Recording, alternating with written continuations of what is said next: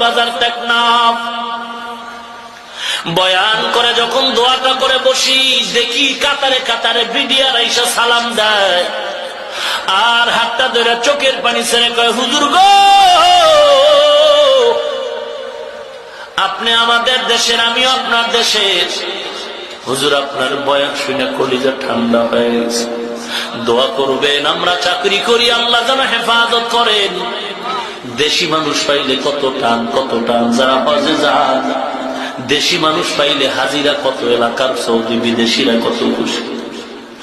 নবীর উম্মত, আল্লাহর নবী সবাই অন্ধকারে গিয়া রাসূলের বাড়িটারে ঘেরাও করে ফেলল।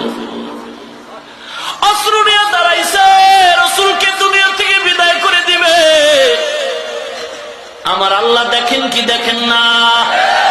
ওয়া মাকারু ওয়া মাকারাল্লাহ ওয়াল্লাহু খায়রুল মাকিরিন।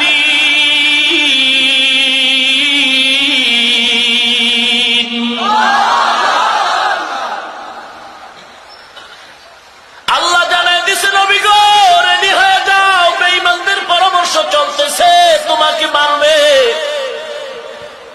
তুমি রেডি হয়ে যাও। আলীরে ঘরের মধ্যে ডাইকা হাজির করে দাও। হযরত আলীকে ডাকলেন আমার নবী। মাঝখানে অনেক কথা আছে, সংক্ষেপে আগায়া যাই। হযরত আলীকে ডাকলেন, বাড়ির চতুর্পার্শ্বে বেঈমানরা ঘেরাও করে ফেলল। আমার নবী আলীকে বলে, আলী, আল্লাহর অর্ডার হয়ে গেছে, আমার কাছে মানুষের আমানত সব তোমার হাতে নিয়ে নাও, সব হাতে নাও। আগামী কাল বা 2-1 দিনের মধ্যে আমানত গুলো যথাযথ পাওনাদারের হাতে পৌঁছায় দিব। আলী চিন্তা করলেন, নবীর আমানত এগুলো আগামীকাল বা 2 দিনের মধ্যে মানুষের হাতে দেওয়ার জন্য বলছেন। অতএব আমার কোনো টেনশন নাই, no চিন্তা, দুপুরতি নাকটাই না ঘুমাই, আমি আজ মরব না। ওরা যতই চেষ্টা করে আমাকে মারতে পারবে না, কারণ নবী কইছে আগামী কাল আমার আমানত দেওয়া লাগবে, তবে আইজ মরব না, মরলে কাইল। কে বাঁচানের মালিক? কে সম্মানের মালিক? রাসূল এবার প্রস্তুত হয়ে গেছে। একটু আগেই ইশারা দিছিল, কয়েক বছর আগে, আবু বকর, কোন একদিন তুমি আমার হিজরতের সাথী হইবা। কিছু কিছু সাহাবায়ে কেরামদেরকে আল্লাহর নবী আগে পাঠায় মদিনায় যাও, কোন একদিন আমারও যাওয়া লাগবে, আস্তে আস্তে চলে যাবে। এই মক্কার কাফের আমাদের উপর অত্যাচার করে, কত আর সহ্য করা যায়? আমার মা নাই, আমার বাবা নাই, আমি এতিম, আমার কেউ নাই, কেউ নাই। ফাসায়াকফিকাহুমুল্লাহ, আমার আল্লাহ আমার জন্য যথেষ্ট। আমার নবী এখন একা, গভীর রাত, অন্ধকার। এবার বেঈমানরা চতুর্পার্শ্বে বাড়িটা ঘেরাও করে ফেলেছে। আমার নবী এবার একা একা হয়ে গেল। আল্লাহ, আমি কেমনে বের হব? কয়, পয়গম্বর চিন্তা নাই, হাতের মধ্যে কিছু ধুলা নেন, আর আমি আপনাকে মন্ত্র শিখাই দেই, আয়াত ফিরে ফিরে দম দেন, আর এই ধুলাগুলো ওদের চোখে মারবেন, বাড়ির চতুর্পাশে ওদের চোখে লাগবে, ওরা চোখ ডলবে, মাঝখান দিয়া নিরাপদে আপনি বের হয়ে যাবে। পয়গম্বর ধুলা নিলেন। আল্লাহ বলেন, পয়গম্বর ধুলাগুলো মোবারক হাতে নিয়ে আপনি আয়াতগুলো পড়ে নিয়ে আসিন।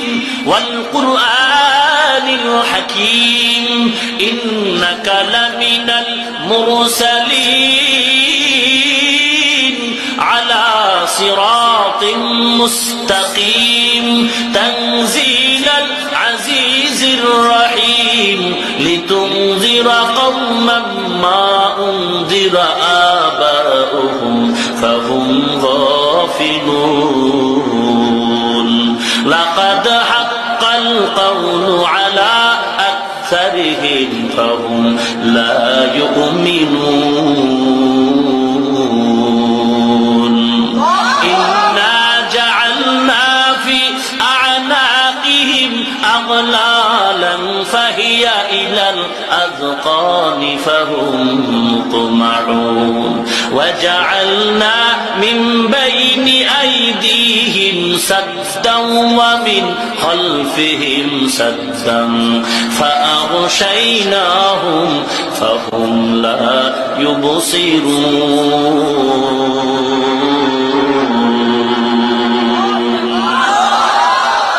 كلام زندہ قرآن حکیم حکمت لا يزال سطو قدیم হৃদয় বিদারক কথা নবীর মক্কার ভূমি ছাড়া নবীর উম্মত আল্লাহর নবী মোবারক জবান দিয়া মোবারক ধুলা হাতে নিয়ে যখন দম করলেন পয়গম্বর ধুলাগুলো চতুর্দিকে ছিটায় দিলেন ওরা চোখের মধ্যে চোখ ডলে আল্লাহ নবী নিরাপদে বের হয়ে গেছেন ওরা টের পায় না আমার নবী এবার দ্রুত কদম দিতেছেন আগাইতেছে মায়ার নবী একা একা অন্ধকার কিন্তু না রাস্তায় কোনো আলোর দরকার নাই কারণ আমার নবীর চেহারার মধ্যে এত আলো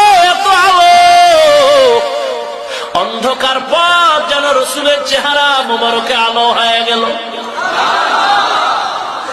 আমার নবী বিদায়ের বার্তা জানায় কাবা ও কাবা এই জীবনে কত কষ্ট করেছি এই জমিনে মা হারাইলাম বাবা হারাইলাম রে কাবা পারলাম না থাকতে আমার মালিকের অর্ডার হয়ে গেছে বেঈমানের অত্যাচার আমি হক প্রতিষ্ঠার জন্য আমি হিজরত করি রে কাবা আমার নবী পেছনে ফিরে ফিরে চায় আর সামনে যায় জন্মভূমির জন্য যে মায়া কি মায়া রসুলের চোখ মোবারক দিয়া পানি পড়া শুরু হয় আর বলে কাবা আজ বড় কান্না নিয়ে যাই একদিন আমি হাসি দিয়া বিজয়ের পতাকা উড়াই ঘরে আসবো রে কাবা আমার নবী আবু বকরের ঘরের কিনারায় গিয়ে ডাক দিলেন আবু বকর